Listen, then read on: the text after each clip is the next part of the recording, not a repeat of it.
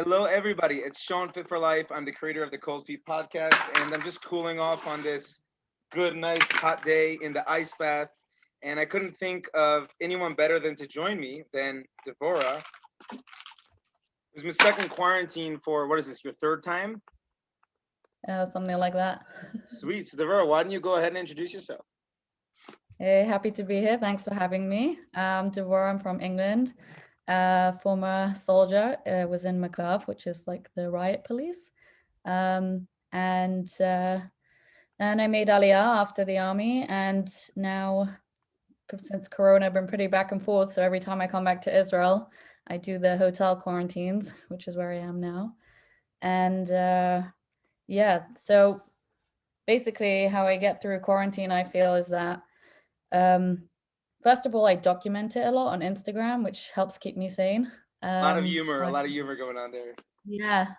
And my followers really like it also. It's like so surprising because the first day when I was first in quarantine, like last time, I did like all my meals from the first day. And then the second day I didn't do it because I didn't think anyone really cared. And then people were like, why aren't you doing it? And I was like, oh, you want me to do it every day?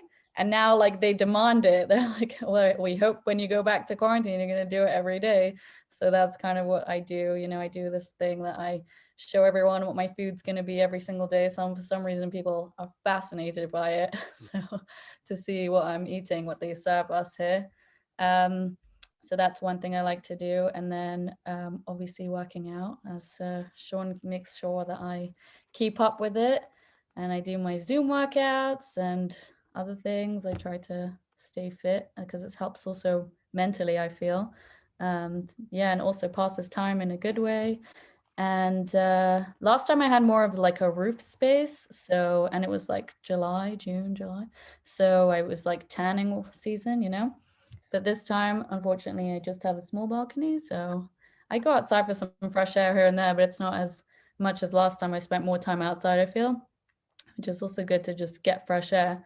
But yeah, the two hotels are so different. Like the first one, I was in Jerusalem, and it was so lenient. It was like right at the beginning when everyone was like literally like no one was flying back then. It was so early when Corona had just started. So the hotel was like so relaxed. People were just kind of chilling, doing their thing, like meeting up with people, and yeah, like having a party. It was like so different. Sean, even remember that you hooked me up with someone else from the hotel. Like we happened to be in the same hotel on the same Zoom. Oh, And we that was ended up, insane. So I was leading the yeah, Zoom that was so workout, I fun. think last year, and Hmm. both Devorah and her friend were on the workout. I'm like, oh, you guys are both in quarantine. And she's like, yeah, I'm in this hotel. And she's like, what? I'm in this hotel too. So like, turns out they were in my Zoom workout, like one floor apart in the same quarantine hotel. But Yeah, it what was I'm really hearing from amazing. you is like humor is the way to stay alive. Like, make connect For with sure. people. I feel like, I mean, I, sorry, go on, didn't hear I what you know it's said. okay. Do your thing. Yeah. Yeah, I feel like definitely I try to just make it light of it. I think it really depends on your attitude. Like if you go in and you're feeling positive about it, like, okay, this is what needs to be done, and then just get through it.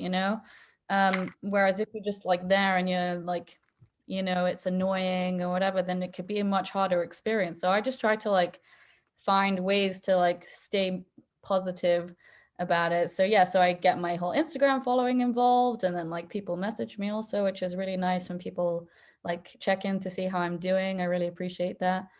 But yeah, I wanted to say the difference between the two hotels is that this one is a little bit more closed, and I think they're much stricter now. I guess they heard that last time was a bit too lenient. So, but in a way, I kind of also like my peace and quiet. Like I just, especially when I just come back to Israel after so many months away, it's good to kind of get all my affairs in order before actually going out, like just sorting out all the bureaucracy and all that stuff. And it's like, I find it really helpful actually. It just like, there's nothing distracting me from sorting out all my things. So that's really, really good for me, I find. Um, yeah, anything you That's a want to add? really positive way to see it. Like, for those who don't know, the way Israel's working now, it's kind of been on and off, is that if you return from abroad and you're not vaccinated, at least at the moment, you have to spend 2 weeks in a hotel, which sounds all, jolly and dandy. And Devorah's definitely making a jolly and dandy approach to it. But like, I wouldn't do well in a hotel. Like, I need to be moving and doing stuff at all times. And I would go crazy. And I think that what we're really learning from Devorah's intake here after being in quarantine quite a few times is you have to accept the situation you're in and make the best out of it. So whether you're socializing through social media or with human beings, whether you're adding humor, whether you're working out, whatever steps you're taking to keep yourself, human, keep yourself sane. And what I really, really liked about what you said, reflecting on what you said, is like I really like the peace and quiet. Maybe embracing that for the first time in your life, you have nothing to do. You can't go anywhere. You can't go to shops. You can't go to offices. You can't go hang out with friends, at least in live. So embrace that. Maybe take up a new hobby. Maybe start knitting. Maybe start meditating. Embrace that time alone with yourself. Maybe journal and enjoy the time off, so to speak. Would you agree with that? Yeah, for sure, 100%. Definitely find creative ways of keeping yourself busy, your mind activated, rather than like just kind of staying in bed all day and like watching TV. I actually try to make myself like a schedule. Like I don't sleep Amazing. in past like 11 and I go to bed like pretty on time, because otherwise your whole schedule gets mixed up. So, but then sometimes I think to myself, I'm like, why do I need to wake up early anyway? But I think it's good mentally to like be in the right state of mind. Hmm. That that's Yeah, how I feel you'd about it. be surprised how many people are in some sort of quarantine in their home voluntarily. Like they get into their destructive cycles of sleeping in late, eating junk food for breakfast, skipping their workout, feeling lazy, procrastinating, then watching some more TV and then going to sleep 3 o'clock in the morning. There's no difference between doing that in a hotel where you're forced to or where you're voluntarily doing it. Like it's so important to make yourself structure regardless of whether you're out in a forest or in a hotel. What I wanted to speak about today was when I first met Devorah, I was training her to. She finished the military already, and I had the privilege of working with her in our facility. And we were helping her get into a course for the a course to get into the police forces. We won't elaborate on which one. And correct me if I'm wrong, but unfortunately, she did not get accepted. Is that correct? That is semi-correct. There was a little bit like Corona kind of happened right then, so that kind of fell through. And then I had another course that I was aiming for after that, a separate thing, and then I also didn't get into that one. Hmm. But that one I actually tried out for like fully, whereas the first one I only got to like the interview stage, passed the Hmm. interview, and didn't even manage to like do anything fitness wise. Hmm. Um, yeah. Did you Gotcha. want to? So, like, Devorah, she spent 3 years in the border police. She spent a lot of time and money investing both in me training and investing in her own personal health, fitness, tactical, Hebrew, warfare, like all the skills you need to get into these elite units. And unfortunately, she didn't get in. So, Devorah, I wanted to ask you, how did you deal with it? Like, it's tough to deal with rejection and failure. And what were your like coping mechanicisms? And what would you say you did right? What would you say you did wrong? And how are you dealing with it now? Right. So I guess it's like a two-part thing from like the first police to the second security. So that one, when I first was told that like they weren't recruiting new people anymore, I was obviously very disappointed. And I tried to like find some way around it, like messaging different people and like applying again online and different things. And then once I got back to Israel after that, I realized it was very complicated. And I was like, maybe it's not really the right thing for me right now to do something so intense that will take up a lot of time and whatever. Like, I want to still do in the future, but maybe like I'll take a year and I'll do something security wise. So that's when I was really training for the security job. And as in not to jump into something so heavy, so intense when I hadn't been doing anything like that for about a year. So I decided to like for a year I'd do something more intense and then build up to it. So then I was really training a lot with you, Sean, and also by myself and whatever, and with friends even, and like running a lot, like many times a week, working out and all that stuff. And I was really determined. I was breaking lots of like personal records. I was really proud of myself. And then the test came, and unfortunately, I did not pass the running, and it was devastating. I was really, really upset, My especially fault. after like all the hard work I put into it. Yeah, thanks. Um, Especially after all the hard work I put into it, I was like so, so disappointed, and to the point where like I just had no more motivation to work out anymore. Like I Makes was sense. so, I mean, you didn't yeah, have a goal, and you didn't have a goal to work towards to. yeah. And everyone was like, but you'll try the next one, you'll try the next one. And I knew I was going abroad for a while. Thank God my sister was getting married. So I was like, you know what, like, I don't even know when I'm next going back to Israel. So, like, I don't actually necessarily have a next time, like, until I get back.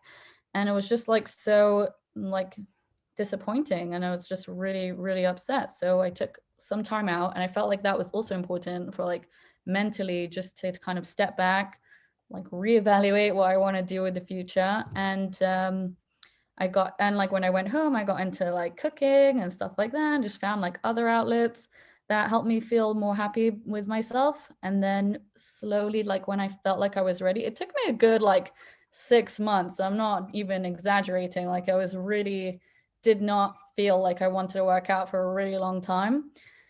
And then I just did it. One day I decided, I'm like, today I'm gonna go on a run. And then I did. And it was tough. Like, I didn't do it as well as I'd done in the past. Obviously, that's what happens when you take a break. But it was something, and I felt pretty proud of myself that I like got back out there and I did it. And since then I did like a few more, and I did more workouts. Even today I just did a workout, and I feel pretty good about that. Yeah. And it's a slow and steady process. Hopefully, like, it will get me where I want to go, but it's definitely not all sunny days. It definitely is a lot, like, I feel mentally and physically, like, the mental part of it is so, it's just as important as the physicalness of it, you know? Like, it really takes a lot of like motivation within oneself. That's how I feel about it. Yeah, I also think that it's only really a failure if you don't learn something out of it. The fact that you're For sure. able to take that step back and say, okay, this career in the police academy or forces is not happening right now. Let me take a step back and reevaluate. Maybe this is something I'm not really passionate about. Maybe this is something I don't really want to do. And I've seen this happen again and again with myself, with my mentor, with friends of mine, with colleagues of mine. We have all our grand schemes that maybe aren't really what we want. Maybe it's what our parents want. Maybe it's what our friends want. Maybe it's just it feels what is like the right thing to do. My personal story, like, I went to college, Wingate Institute. I spent a year like getting my GD, getting my SAT, getting the best scores, even though my math skills are like 1 + 1 is 7. And after a semester, I'm like, this is not for me. I'm traveling 5 hours a day to get to school. I had just gotten married, and I dropped out of school. I dropped out of college. And it took me a year Wow. to overcome that failure. It took me a year to like get my shit together and be like at peace with that decision. And now I'm so happy that I did it. In the army, I got injured. If I didn't get injured and I never became a combat fitness instructor, there would never be Sean Fit for Life today. I wouldn't have never have picked up that experience. My mentor also, Clayton, he was mentioning like he wasn't accepted at physical therapy school, and now he has like a booming business where he helps people coach, online, help movement coaches grow through Instagram and Facebook and digital marketing. So like sometimes failure is the best thing. We just have to embrace it as a stepping stone and not as a hurdle. How does that 100%. resonate with you? Yeah. Definitely. And I feel like it's also really important, like, who you surround yourself with, and if they're like pushing you in the right direction, you know? Like, I try to follow like the right people on Instagram, like you and other like fitness pages, and people that like will encourage me to be the best self I can be, you know? I feel like that's also important, not to be surrounded by people who would pull you back and be like, why do you want to do that anyway? Like, Mm. what do you need to be fit for? You know, and I've had people say that to me, and I'm like, well, it's obviously not something that you're interested in, but that's something I'm interested in. And we don't have to agree on the same things, but at least support me in what I want to do, you know? Yeah, I mean, like I'm trying to help you pass your quarantine, even if it's only like 15 minutes or 20 minutes. Yeah. Um, Thanks. I appreciate it. It's yeah, sure, definitely dude. nice. I really resonate with that what you said, and I agree with it. Like in quarantine, you can't be social with human beings, as in like one-on-one physical. But that's what social media is for. Like the positive side of it is that you can surround yourself by positivity through Facebook and Instagram and Twitter and LinkedIn and Pinterest and whatever the hell else is out there. Or you can surround yourself with negativity, where you're following, bikini models who will never ever reach what they have, and they're not realistic. They're on steroids, or they're photoshopping, or they're giving us unrealistic goals to strive for. Like my followers, I think I follow like 200 people, maybe less, maybe 150, because I'm extremely picky and uh, efficient about my time. If I'm on Instagram, I want to be being educated by people or like close friends, such as yourself. Like I love watching your food stories. So like close friends or educate me. If you're gonna waste my time and post a picture with your shirt half up, like fuck off my sorry, get off my Instagram page. You're wasting my time, and I'm not gaining something from you. By the way, people watching, I'm not that harsh. If you're watching this, I'm probably following you. It's just like if you give me value, even as a friend, and I enjoy watching your personal journey, then yeah, I'm following you. That's about Love it. that. Any like really like you're going through a lot right now. Life decisions and quarantine and traveling back and forth. What would be your key takeaways that you would tell someone who's going through the same thing? I think just kind of the best attitude to have is just go with the flow. Like, don't let life stress you out so much. And I also get like stressed out when things are going a little bit haywire, but I've really tried to work on it that like just kind of chill. Like this is kind of where you're supposed to be, what's supposed to be happening. There's only so much you can control. And if you can't control it and it's something that you have to do, then just kind of like just go with it. Try to be as positive as you can be and like be creative about how you can be happy.